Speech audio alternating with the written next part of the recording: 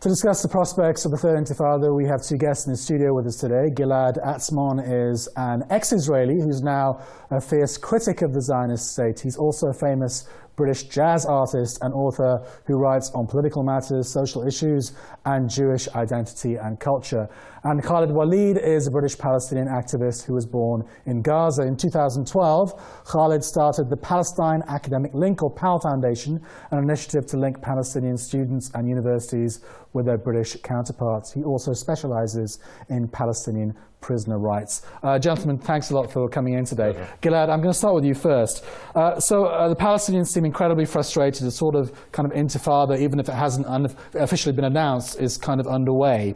And some Palestinians, anyway, seem to feel that anything Israeli or any one Israeli is fair game. I would argue that the definitions are not that important. I would believe that that we are moving now into the end game. What do you mean by the end game? I think that we have passed now we are now entering we have entered the no return zone. There are a few symptoms that taking place at the moment on the ground that are relatively new. For instance, we see clear symptoms of religious war. Attacking synagogues in particular, and obviously what is happening in Al-Aqsa, you know, the Israeli measures to stop the Israeli measures against the Palestinians who want to pray, and so on and so on and so on. This is at the heart of the clash, but we also see a continuum of resistance between the Palestinians in the occupied territories and Palestinians who live within Israel and possess Israeli passports. So you say end game. End game for who? The Palestinians or the Israelis? End game of this conflict. I think that Said Kashua, who is a Palestinian writer, Israeli, expressed it quite well 3-4 months ago. He was one of the heroes of the coexistence, and he said, I give up. Yeah. There is no way for me to live in this state. He gave up on all his privilege. He moved to America. Khaled, that's quite dramatic, calling it an end game. Would you go as far as that? I mean, it is. But if you look at the Second Intifada, why the uprising started, Palestinians did uprise against Israeli occupation, starting from Jerusalem. We're still in the same field there. However, then it became a whole oppression against Palestinians in West Bank, Palestinians in Jerusalem, West Bank, Gaza, and the ones in 48.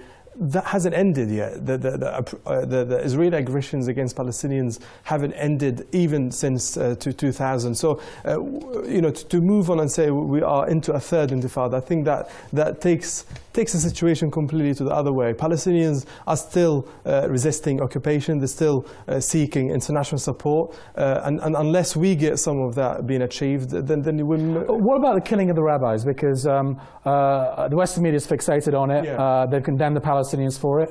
What is your kind of take on that? I mean, obviously, any action against civilians is condemned by any groups. But obviously, we need to understand the reasons for such actions. As I said, since the Second Intifada, which started in 2000, nothing has been achieved by Israel. Israel never gave up on not killing many Palestinians. The wars, the previous wars, at least 4 wars have been launched by Israel against Palestinians. And before we go on, Gilad, quickly on the killing of the rabbis, Hamas celebrated it. Palestinians believe that they weren't civilians, or some of them do anyway. Yeah.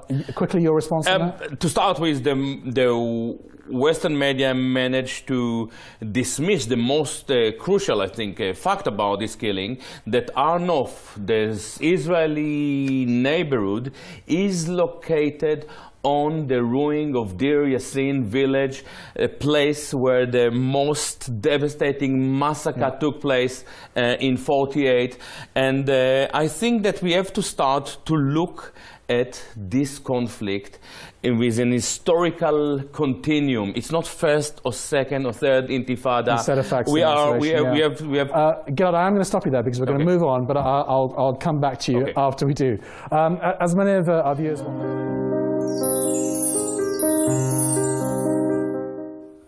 Gilad, if I can come to you because I kind of rudely interrupted you before that. Just to finish your point. Yeah, and I think that it is very clear that Israeli military forces and government come to realize that they don't have the military means to defeat this form of resistance. There is a huge chaos in the region, as we know.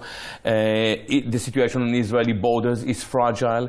They don't know how to deal so they're scared with they're really scared, and their answer is pretty devastating. First, they called Israelis to join military civilian police forces. They call it the Mishmar Ezrachi, and then they called the civilians to take arms, and this is basically the acceptance that we are moving towards civil war, where people would fight each other involuntarily. Khaled, I mean, you were in that report that we just saw there.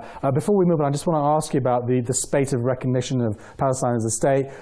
Is this a positive sign, or is it just a kind of something a bit less than that? We're getting too excited over it. I mean, as I said earlier, it has been an international shift from being a complete support to Israel to putting an end to that by submitting these motions. But as I said earlier, motions haven't really been quite A, binding, B, being quite firm. They're still arming Israel, aren't absolutely. they? I mean, European states the EU today, the EU deferred the discussion on the Palestinian statehood in the European Parliament. They deferred it till late December. So there is a pressure, I think, on Israel, but also there's a pressure from Israel. So Israel's scared, according to Gilad. It's scared of passive resistance. It's scared of armed resistance as well. What's your position on that?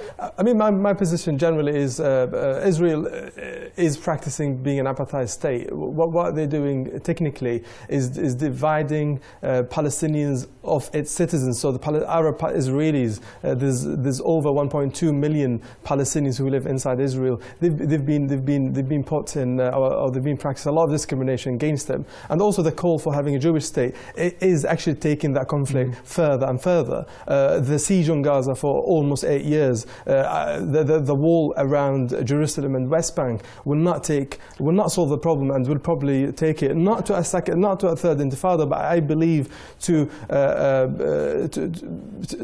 have a role. So there isn't going to be a third Intifada.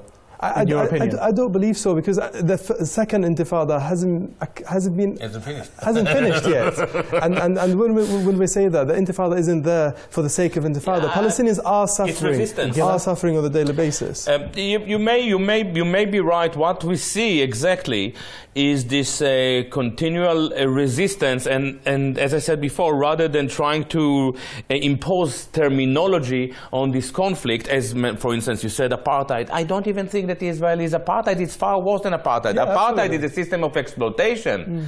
Israel actually wants the Palestinian gone. It's an ethnic cleanser. It is more like Nazi Germany. It's very, very frightening for some people to hear it, but this is exactly the model that we are talking about. It's an ethnic cleanser, and by now it is very clear to the Israelis that quite a few Palestinians refused to be expelled. And the Israeli, and this is something very interesting, and this is what the development that we see today in the Israeli Knesset, Israel is now trying to push for a national bill. For the first time, the Israelis are telling us, we are a Jewish state. We are not a Jewish democracy. This lie is over. We are a Jewish state. And from now on, we don't even have to say Zionist or Israeli. We can call them Jews. That's the way they want to be defined. It's very important. I want to move on to our social media section because people have been writing into us.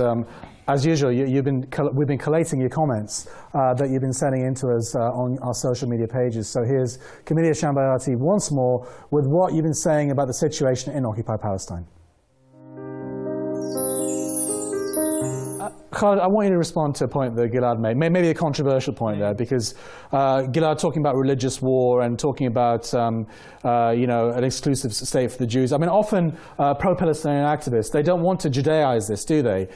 They just want to say, look, let's call them Zionists. They're not Jews, because lots of Jews are supportive of the Palestinians. Well, what's your take on that, Khaled? Yeah, I mean, Palestine was initially a political issue, but you know, later on in the years, we feel that religion has been used more by the Israeli occupation to put us under pressure and using the international momentum against you know, against the acts that Palestinians have done, and they've been kind of been trapped into that.